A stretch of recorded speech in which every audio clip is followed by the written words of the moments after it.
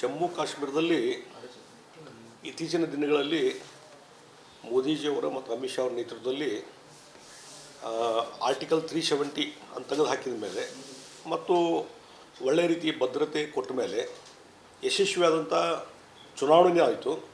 ಒಂದು elected government ಬಂದದ ಮತ್ತು ಇತ್ತೀಚಿನ ದಿನಗಳಲ್ಲಿ ಭಾಳ ದೊಡ್ಡ ಪ್ರಮಾಣದಲ್ಲಿ ಲಕ್ಷಾಂತರ ಜನ ಪ್ರವಾಸಿಗರು ಜಮ್ಮು ಕಾಶ್ಮೀರಕ್ಕೆ ಹೋಗಲಿಕ್ಕೆ ಪ್ರಾರಂಭ ಮಾಡಿದರು.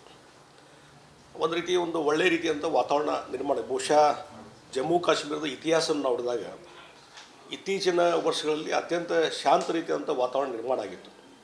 ಸೊ ಬಹುಶಃ ಅದನ್ನು ಡಿಸ್ಟರ್ಬ್ ಮಾಡೋ ಸಲುವಾಗಿಯೇ ಉದ್ದೇಶದಿಂದ ಪಾಕಿಸ್ತಾನ ಪ್ರೋತ್ಸಾಹದ ಈ ಉಗ್ರಗಾಮಿಗಳು ಮೊದಲಿಂದ ತೊಂದರೆ ಕೊಡ್ತಾಯಿದ್ರು. ನಿನ್ನೆ ಏನವರು ಅಟ್ಯಾಕ್ ಮಾಡಿದರು ಪ್ರವಾಸಿಗರ ಮೇಲೆ, ಅದರಲ್ಲಿ ಹೆಣ್ಮಕ್ಳು ಎಲ್ಲರೂ ಇದ್ದರು, ಮಕ್ಕಳಿದ್ದರು. ಅಂಥದ್ರಲ್ಲಿ ಹೋಗಿ ಅಟ್ಯಾಕ್ ಮಾಡುವಂಥದ್ದು, ಅದರ ಮುಖಾಂತರ ಒಂದು ಭಯದ ವಾತಾವರಣ ನಿರ್ಮಾಣ ಮಾಡುವಂಥದ್ದು. ಹೀಗಾಗಿ ಈ ಉಗ್ರಗಾಮಿಗಳ ಈ ಒಂದು ಪೈಶಾಚಿಕ ವರ್ತನೆ ಏನಿಲ್ಲ ಇದನ್ನು ಖಂಡಿಸ್ತಾ ಇದ್ದೇನೆ. ಮತ್ತು ಅಷ್ಟೇ ಅಲ್ಲ, ಇಡೀ ದೇಶದ ಜನತೆ ಇವತ್ತು ಜಮ್ಮು ಕಾಶ್ಮೀರದಲ್ಲಿ ಶಾಂತಿ ನೆಲೆಸಬೇಕು ಅನ್ನುವಂಥ ಮಹದಾಸೆ ಇದೆ. ಮತ್ತು ಇವತ್ತೇನು ನಿನ್ನೆ ಪೈಶಾಚಿಕ ಒಂದು ಕೃತ್ಯ ಆಯಿತು, ಉಗ್ರಗಾಮಿಗಳ ಒಂದು ದಾಳಿ ಆಯಿತು, ಅದರಲ್ಲಿ ಯಾರೋ ಮೃತಪಟ್ಟಿದ್ದಾರೆ. ಸುಮಾರು 27-28 ಜನ ಮೃತಪಟ್ಟಿದ್ದಾರೆ. ಅವರ ಆತ್ಮಕ್ಕೆ ಶಾಂತಿಯನ್ನು ಕೋರ್ತಾ ಇದ್ದೀನಿ. ಮತ್ತು ಆ ಕುಟುಂಬದ ಜೊತೆ ಇಡೀ ದೇಶ ಅವ್ರ ಜೊತೆ ಇದೆ ಅನ್ನುವಂಥದ್ದನ್ನು ಹೇಳ್ತೀನಿ. ಭಾರತ ಸರ್ಕಾರ ಅವ್ರ ಜೊತೆ ಇದೆ. ಅಷ್ಟೇ ಅಲ್ಲ, ಈಗಾಗಲೇ ಮೋದಿಜಿಯವ್ರ ನೇತೃತ್ವದಲ್ಲಿ ಕಾರ್ಯಾಚರಣೆ ನಡೀತಾ ಇದೆ. ಆ ಉಗ್ರಗಾಮಿಗಳನ್ನು ಹತ್ಯೆ ಮಾಡುವಂಥ ಕೆಲಸ ಇವತ್ತು ಭಾರತ ಸರ್ಕಾರ ಮಾಡ್ತದೆ, ಮೋದಿಜಿಯವ್ರ ನೇತೃತ್ವದಲ್ಲಿ ಆಗೇ ಆಗ್ತದೆ. ಆ ಹಿನ್ನೆಲೆಯಲ್ಲಿ ಇವತ್ತು ಮೋದಿಜಿಯವ್ರ ನೇತೃತ್ವದ ಭಾರತ ದೇಶ ಪ್ರಬಲವಾಗಿ ಇಡೀ ಜಗತ್ತಿನಲ್ಲಿ ಬೆಳೀತಾ ಇದೆ. ಅದನ್ನು ಸಹಿಸ್ಕೊಳ್ಳೋಕ್ಕೆ ಪಾಕಿಸ್ತಾನದವ್ರಿಗೆ ಆಗ್ತಾಯಿಲ್ಲ. ಯಾವಾಗಲೂ ಪಾಕಿಸ್ತಾನ ಇದೇ ರೀತಿ, ಆ ಪಾಕಿಸ್ತಾನ ತನ್ನ ದೇಶದಲ್ಲಿ ಶಾಂತಿ ಸುವ್ಯವಸ್ಥೆಯನ್ನು ನೆಲೆಸಲಿಕ್ಕೆ ವಿಫಲ ಆಗಿದೆ, ಅಡ್ಮಿನಿಸ್ಟ್ರೇಷನ್ ಫೇಲ್ಯೂರ್ ಆಗಿದೆ, ಆರ್ಥಿಕ ಸ್ಥಿತಿ ಚಿಂತಾಜನಕ ಇದೆ. ಹಂತದಲ್ಲಿ ಬೆಳಗಿಂದ ಸಾಯಂಕಾಲ ಈ ಒಂದು ಭಾರತ ದೇಶದ ಜೊತೆಗೆ ಯಾವ ರೀತಿ ವೈರತ್ವ ಸಾಧನೆ ಮಾಡಬೇಕು, ಯಾವ ರೀತಿ ಉಗ್ರಗಾಮಿ ಬೆಳೆಸಬೇಕು, ಅದೇ ಆಲೋಚನೆಯಲ್ಲಿ ಪಾಕಿಸ್ತಾನದವರು ಇದ್ದಾರೆ. ಆ ಹಿನ್ನೆಲೆಯಲ್ಲಿ ಬಹುಶಃ ಪಾಕಿಸ್ತಾನದ ಅವನತಿ ಪ್ರಾರಂಭ ಆಗಿದೆ ಅಂತ ನಾನು ತಿಳಿತಾ ಇದ್ದೇನೆ. ಮತ್ತು ಮೋದಿಜಿಯವ್ರ ನೇತೃತ್ವ ಡೆಫಿನೆಟ್ಲಿ ಇದಕ್ಕೊಂದು ತಕ್ಕದಂಥ ಉತ್ತರ ಕೊಡ್ತಾರೆ ಅನ್ನುವಂಥ ವಿಶ್ವಾಸ ನನಗಿದೆ. ಧರ್ಮ ಹಿಂದೂಗಳನ್ನೇ ಟಾರ್ಗೆಟ್ ಇಟ್ಟು, ಪಾಕಿಸ್ತಾನದ ಉದ್ದೇಶ ಅಷ್ಟೇ ಹಿಂದೂಗಳ ಟಾರ್ಗೆಟ್.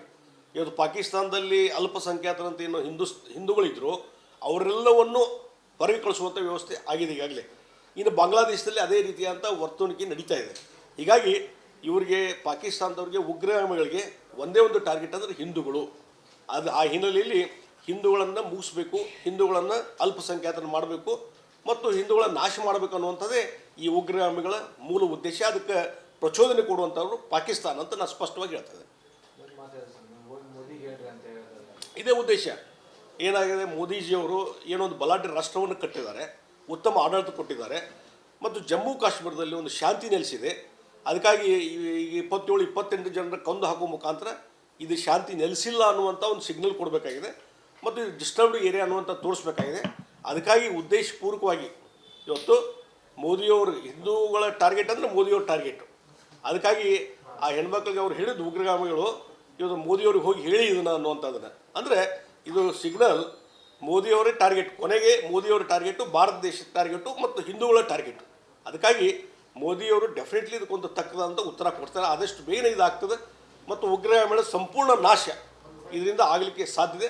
ಅವರು ಬಹುಶಃ ಇನ್ನು ಮುಂದೆ ಯಾವುದೇ ರೀತಿ ತುಟಿ ಪಿಟ್ಟಿಗೆ ಅನ್ನಲಾದಂಥ ಒಂದು ಪರಿಸ್ಥಿತಿ ನಿರ್ಮಾಣ ಮಾಡುವಂಥ ಕೆಲಸ ಮೋದಿಜಿಯವ್ರ ನೇತೃತ್ವದಲ್ಲಿ ಆಗೇ ಆಗ್ತದೆ ಅನ್ನೋ ವಿಶ್ವಾಸ ನನಗೆ. ಈಗ ನಾನು ಅಲ್ಲಿ ಟಿವಿಯಲ್ಲಿ ನೋಡ್ತಾ ಇದ್ದೆ, ಟಿವಿಯಲ್ಲಿ ನೋಡೋ ಕೆಲವರು ಅಲ್ಲಿ ಲೋಕಲ್ ಇದ್ದಂಥವರು ಪ್ರವಾಸಿಗರು ಒಂದು ಸ್ಟೇಟ್ಮೆಂಟ್ ಕೊಡ್ತಾಯಿದ್ರು. ಇಲ್ಲಿ ಎಲ್ಲ ಕಡೆಯೂ ಭದ್ರತೆ ಭಾಳ ಒಳ್ಳೆಯ ರೀತಿಯಿಂದ ಮಾಡಿದ್ದಾರೆ. ಆ ಏರಿಯಾದಲ್ಲಿ ಸ್ವಲ್ಪ ಇದಾಗಿದೆ, ಆದರೆ ಭದ್ರತಾ ವ್ಯವಸ್ಥೆ ಒಳ್ಳೆಯ ರೀತಿಯಿಂದ ಇದೆ ಅನ್ನುವಂಥದ್ದು ಅಲ್ಲಿ ಪ್ರವಾಸಿಗರು ಹೇಳುವಂಥದ್ದು ನಾನು ನೋಡಿದ್ದೇನೆ, ಕೇಳಿದ್ದೇನೆ. ಹೀಗಾಗಿ ಎಲ್ಲ ಬಹುಶಃ ನೋಡಿ, ಒಂದು ಘಟನೆ ಆಗಿದೆ, ಒಂದು ಶಾಂತ ರೀತಿಯಿಂದ ವಾತಾವರಣ ನಿರ್ಮಾಣ ಆಗಿದೆ, ಲಕ್ಷಾಂತರ ಜನ ಪ್ರವಾಸಿಗೆ ಹೋಗ್ತಾ ಇದ್ದಾರೆ. ಆ ಭದ್ರತೆ ಇರದಿದ್ದರೆ ಹೋಗಲಿಕ್ಕೆ ಸಾಧ್ಯ ಇಲ್ಲ. ಹೀಗಾಗಿ ಆ ಹಿನ್ನೆಲೆಯಲ್ಲಿ ಎಲ್ಲ ರೀತಿಯಾದಂಥ ಪ್ರಿಕಾಷನ್ನು, ಎಲ್ಲ ರೀತಿ ಭದ್ರತೆ ವ್ಯವಸ್ಥೆ ಮಾಡಿದಾಗ ಇದು ಘಟನೆ ಆಗಿದೆ. ಇದನ್ನು ಖಂಡಿಸ್ತಾ ಇದ್ದೇವೆ. ಇದಕ್ಕೆ ತಕ್ಕದಂಥ ಉತ್ತರ ಕೊಡ್ತಾರೆ. ಕೇಂದ್ರ ಸರ್ಕಾರದ ಪ್ರಮುಖ ಅಜೆಂಡಾ ಇದ್ದದ್ದು ಟೆರರಿಸಂ ನಾಶ ಮಾಡಬೇಕಂತ ಎಲ್ಲ ದೇಶಗಳು ಕೂಡ ಸಪೋರ್ಟ್ ಮಾಡಿದವೆ, ಇದರಲ್ಲಿ ಕೂಡ ಮಾತಾಡಿತ್ತು ಸರ್. ಪದೇ ಪದೇ ಘಟನೆಗಳು ನಡೀತಾ ಇದೆ, ಪದೇ ಪದೇ ರಿಯಾಕ್ಷನ್ ಕೊಡ್ತಾರೆ, ಆಯ್ತು ಮುಗಿತು ಸರ್. ಈಗ ನಾವು ವಿರೋಧ ಮಾಡ್ತೀವಿ, ಇಲ್ಲಿಗೆ ಮುಗಿತು. ಹಿಂದೆ ಕಾಂಗ್ರೆಸ್ ಗೌರ್ಮೆಂಟ್ ಇದ್ದಾಗ UP ಇದ್ದಾಗ ಅದು ನಡೀತಿತ್ತು. ಜಮ್ಮು ಕಾಶ್ಮೀರ ಶಾಂತಿಯಾಗಿ ಇರಲೇ ಇಲ್ಲ, ಯಾವ ಸರ್ಕಾರ ಬಂದಾಗ ಇರಲಿಲ್ಲ. ಫಸ್ಟ್ ಟೈಮ್ ಮೋದಿಯವರು ನೇತೃತ್ವದ ಸರ್ಕಾರ ಬಂದ ಮೇಲೆ ಕಳೆದ 10 ವರ್ಷದಲ್ಲಿ ಒಂದು ಶಾಂತಿ ನೆಲೆಸುವಂಥ ಕೆಲಸ ಆಗಿದೆ. ಲಕ್ಷಾಂತರ ಪ್ರಯಾಣಿಕರು ಅಲ್ಲಿ ಹೋಗಿ ಬರುವಂಥ ದಿನನಿತ್ಯ ನಡೀತಾ ಇರೋದು ನಾವು ನೋಡ್ತಾ ಇದ್ದೇವೆ. ಒಂದು ಶಾಂತಿ ನೆಲೆಸಿದೆ. ಅದಕ್ಕೆ ಒಂದು ಕಡೆಯಲ್ಲಿ ಡಿಸ್ಟರ್ಬ್ ಆದರೆ ಅದು ಇಡೀ ಒಂದು ವ್ಯವಸ್ಥೆ ಕೆಟ್ಟು ಹೋಗಿದೆ ಅನ್ಲಿಕ್ಕೆ ಸಾಧ್ಯನೇ ಇಲ್ಲ. ಇದು ತಾತ್ಕಾಲಿಕವಾದಂಥದ್ದು, ಅದಕ್ಕೆ ತಕ್ಕದಂಥ ಉತ್ತರ ಕೊಡ್ತಾರೆ. ಮತ್ತು ಮೋದಿಯವರು ಹಿಂದೆ ಯಾವ ರೀತಿ ಉಗ್ರ ಅಟ್ಯಾಕ್ ಮಾಡಿದಾಗ ಏನು ಉತ್ತರ ಕೊಟ್ಟಿದ್ದಾರೆ ಅದೇ ಉತ್ತರ ಕೊಡ್ತಾರೆ, ಸುಮ್ಮನೆ ಕುಂದಿರೋದಿಲ್ಲ. ಮತ್ತು ಒಂದು ಹೇಳ್ತೀನಿ, ಮೋದಿಯವರು ಅಮಿತ್ ಶಾ ಬಂದ ಮೇಲೆ ಈ ಒಂದು ನಕ್ಸಲೈಟ್ಸದ್ದು ಎಷ್ಟು ಸಮಸ್ಯೆ ಇತ್ತು, ಇವತ್ತು ಆಲ್ಮೋಸ್ಟ್ ಜೀರೋಗೆ ಬಂದಿದೆ. ನಕ್ಸಲೈಟ್ಸ್ ಶರಣಾಗ್ತಾ ಇದ್ದಾರೆ, ಅವ್ರನ್ನ ಕೊಂದು ಹಾಕುವಂಥ ಕೆಲಸ ಮಾಡಿದ್ದಾರೆ. ಹೀಗಾಗಿ ಜೀರೋ ಇದಕ್ಕೆ ಬಂದಿದೆ ನಕ್ಸಲೈಟ್ಸದ್ದು ಅವಳಿ. ಆ ಹಿನ್ನೆಲೆ ಉಗ್ರಗಾಮಿಗಳದು ಜೀರೋ ಇದಕ್ಕೆ ಬಂದೇ ಬರ್ತದೆ, ಇವತ್ತಿನ ನಾಳೆ ಬಂದೇ ಬರ್ತದೆ. ಡೆಫಿನೆಟ್ಲಿ ಅದಕ್ಕೆ ಉತ್ತರ ಕೊಡ್ತಾರೆ. ಈ ಘಟನೆಗೆ ಯಾವ ರೀತಿ ಇತ್ತು ಉತ್ತರ ನಿರೀಕ್ಷೆ ಮಾಡ್ತಾ ಇದ್ದೀವಿ? ಇಲ್ಲ, ಏನಿಲ್ಲ, ಒಂದೇ ಈ ಉಗ್ರಗಾಮಿಗಳು ಯಾರಿದ್ದಾರೆ ಅವ್ರನ್ನ ಇಲ್ಲಿ ಯಾರು ಅಟ್ಯಾಕ್ ಮಾಡಿದಾರೆ ಅವ್ರನ್ನ ನಾಶ ಮಾಡಬೇಕು ಫಸ್ಟ್. ಅದನ್ನು ಮಾಡೇ ಮಾಡ್ತಾರೆ ಮೋದಿಜಿಯವರು.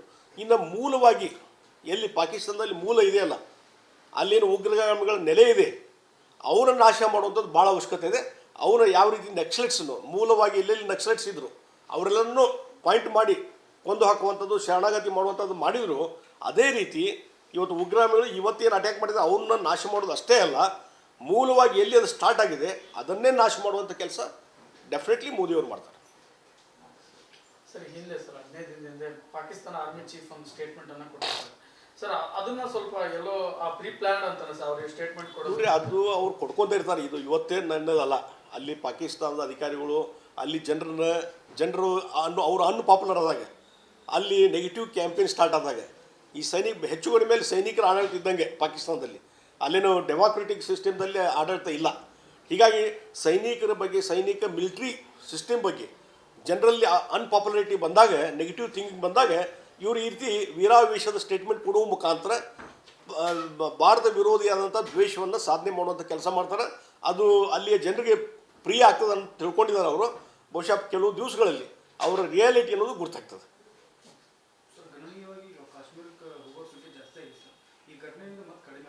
ನೋಡಿ, ಇದು ತಾತ್ಕಾಲಿಕ. ಆ ಉಗ್ರಗಾಮಿಗಳ ನಾಶ ಆದರೆ ಮತ್ತು ಬರುವಂಥ ದಿವಸಗಳಲ್ಲಿ ಇನ್ನೂ ಸೀರಿಯಸ್ ಆದಂಥ ಆ್ಯಕ್ಷನ್ ತೊಗೊಂಡ ಮೇಲೆ ಡೆಫಿನೆಟ್ಲಿ ಅದಕ್ಕೆ ಒಂದು ಇತಿಶ್ರೀ ಹಾಡ್ತದೆ. ಮತ್ತು ಹೆಚ್ಚಿನ ಸಂಖ್ಯೆಯಲ್ಲಿ ಈಗ ತಾತ್ಕಾಲಿಕವಾಗಿ ಪ್ರವಾಸ ಮಾಡುವಂಥದ್ದು ರದ್ದಾಗಿರ್ಬೋದು. ಇನ್ನು ಬರುವಂಥ ದಿವಸಗಳಲ್ಲಿ ಮತ್ತೆ ಅದು ಇಂಪ್ರೂವ್ಮೆಂಟ್ ಆಗೇ ಆಗ್ತದೆ ಡೆಫಿನೆಟ್ಲಿ.